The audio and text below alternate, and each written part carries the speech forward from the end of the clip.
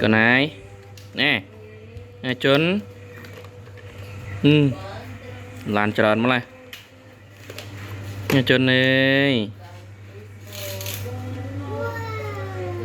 nó chốn cùng mưa bòn kìa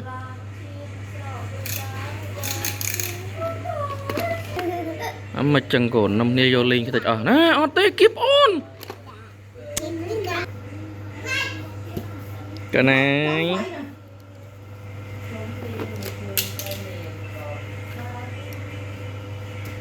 đây tao cái tiếp thư mong ở này tiếp mình chứ ở này ai chân ui ai chân này đây cái này mà vậy con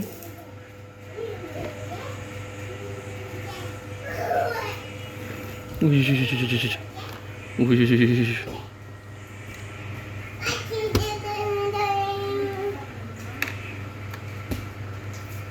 con này chân papa ấy chân này chân này chân này ui căng kìa